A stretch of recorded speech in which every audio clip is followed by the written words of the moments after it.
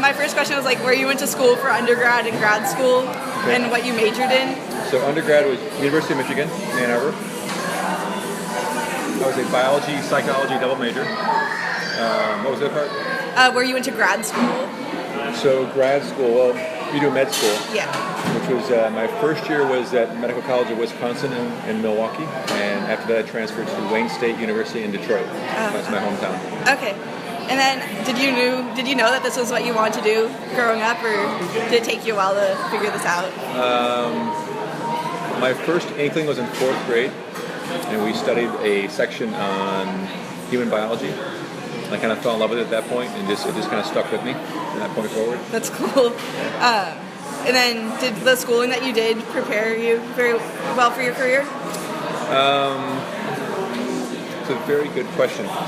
So yes, overall, but not really until you get into residency. So med school gives you a lot of very basic education about everything, but you don't learn about what you do specifically until you're in residency. Just very focused at that point. Right. And this is, I didn't write this down, but how did you end up in California from Michigan? Where my stories usually go. So there was my girlfriend at the time. We had matched at UCSF for a fellowship in GI, and so I came out here with her at that point. So that's the main reason. And then I stayed. Yeah. What would you say like your greatest weakness was going through your schooling? My inability to commit. So I tend to get distracted very easily, which is kind of funny to end up as far as I did. But college, for example, I dropped out of college twice. Just to kind of go play. I took a year off and did things, and then I dropped out of med school in the middle of med school for a year. Did you go back to the same school after each time? Mm-hmm. Yep. And then finally, when I finished up my last adventure in med school, when I came back, I was very focused, and then continued straight through after that. What did you do through those breaks? Traveled. I played around. I did construction work for a while. I built houses in Michigan. That's awesome. How did you overcome the not wanting to commit for that? Well, in some ways, I've never overcome it. That's why I'm not married. But in terms of work, it was a matter of just making the effort to focus on something, knowing that if I didn't do that, it would be hard to make it through all the way. And then once you get into routine, so school is easier to sort of take breaks from and go back to school. Once you start your career, it's very difficult to just take a break, just to leave for a year and come back to the same job. And plus, in medicine, once you develop relationships with patients, they're around for a while. Yeah. Although, as an example, I was my first 3 years I worked in Walnut Creek, and then I transferred to here in Redwood City. And about 3 years ago, I was going to move to Portland with another girlfriend, and then we broke up, and I stayed here in Redwood City, and now I'm the chief. So I took on the chief job, partially to help out the department, and also just to kind of do something different for a while. So my key was to find new ways to stimulate myself and mix it up, because I get bored easy. Has orthopedics always been what you have focused in, or have you tried other specialties? So another great question. So I can tell you a story that kind of sums it up for you. Okay. So my very first week of med school, I was sitting in one of my physiology classes, and it's just tons of work, lots of hours, lots of time, and I sat there and I thought, oh my God, I don't like this. Like, what am I going to do now? And my friend, her father is an orthopedic surgeon, and I went and watched him do surgery, and I loved it, absolutely loved it. So I thought, at least there's one thing that I'll like, right? So that point forward, I kind of locked in. Nothing else ever appealed to me. So it was either, at the end of med school, it was either orthopedics or nothing. Yeah, one of the classes I took, we actually watched videos of spine alignment and hip replacements and ACL repairs and everything. Yeah. So that was pretty cool. It's really cool stuff. Yeah. It is.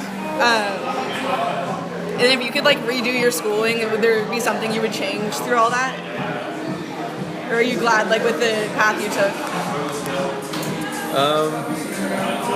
It's hard to say I'd do something different. I mean, I'm very happy with where I ended up. I do wish I would have done some traveling with school. So there's ways to do like a rotation out across country, but still be part of school. We get that sort of travel taste as well. Like the study abroad programs? Something like that. I didn't do that, and I kind of wish I would have. That's about the only thing I would have changed. how your degrees, are you able to practice medicine like outside the U.S. or do you have to? I'm not sure. It's like no, it's just it's in the country, and then each state has its own licensing requirements as well. So when I trained in Philadelphia, I had a license there, and then when I came to California, I had to get renewed a license out here to practice. Okay. And then what piece of advice would you give someone applying to college, waiting, doing their undergrad and going into med school, through all that?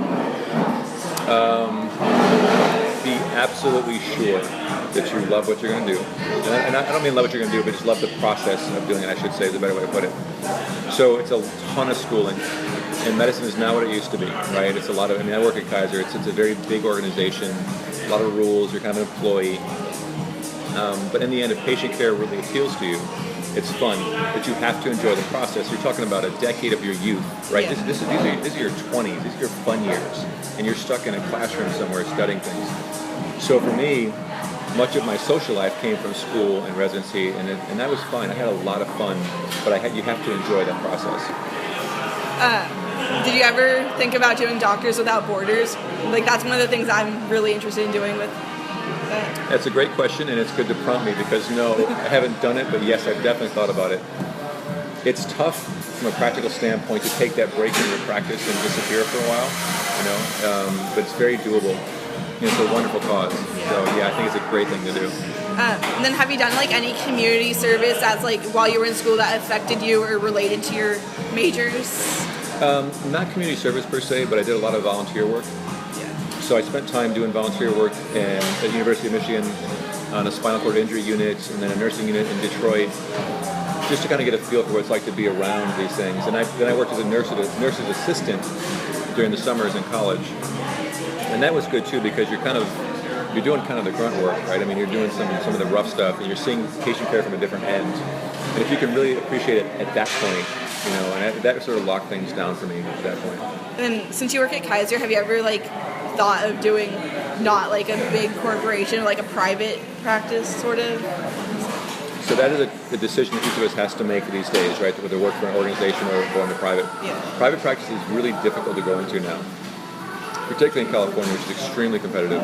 So Kaiser is kind of the sought after spot. So right now, for example, I'm interviewing for new docs to come into our department, and it's a desired place to be because there's a security that comes from working for a large organization. The flip side is, though, in private practice, you get to build your own structure, right? It's your own. You can choose what you want, how you want to do it, how you want to run everything, and that's exciting too, right? And so if that's important to you, it's worth the years it takes to build the practice because you're going to struggle for quite a while. Whereas in Kaiser, you walk in the door and you're working day one. You have an instant practice the moment you hit the door, which for a new person was really kind of cool to be part of that. Has there been any patient that's really kept you going on this path, really changed how you, or kept you going really? Yeah, I wouldn't say there's been one patient. There's a series of patients, and it's so you have to be very, very aware of who you are and honest about to yourself about who you are. So what keeps me going are the vast majority of people who want to get better, appreciate what you do, and understand the realities, right? There's a small subset of patients that drive all of us crazy, and it has to do with unrealistic expectations, right? People who, the common age group for us, I'm 48 now. So once you get into your 40s and 50s, you get aches and pains, body stuff hurts, and you have to accept the fact that you're getting older. And that group of people, they're not quite ready to accept the fact that they're getting older, and they want it fixed. And that's not quite what we do. It's not a fix per se. There are things we can do, but it's not that simple. And those are kind of a challenging sort of subgroup. But the area I specialize in mostly is joint replacement. And those people, so many stories, people who come in and they're debilitated. Right before I came here, I walked my last patient down the hallway. She could barely walk down the hallway. She's hobbling, and her face winces every single step. I'm going to do surgery on her in a few weeks, and when I'm done, she'll walk again, and she'll be happy and smiling, and they give you gifts, and because you've made their lives better, and that's what's unique about orthopedics. With even since it's a big group, Kaiser, are you still able to have that relationship with the patients, the ongoing relationship? Absolutely. That does not get taken away. There's different ways to do it, and they hold you accountable for time frames and things like that, but you still have a lot of control over that part of the practice. Can I think if there's anything else I'd like to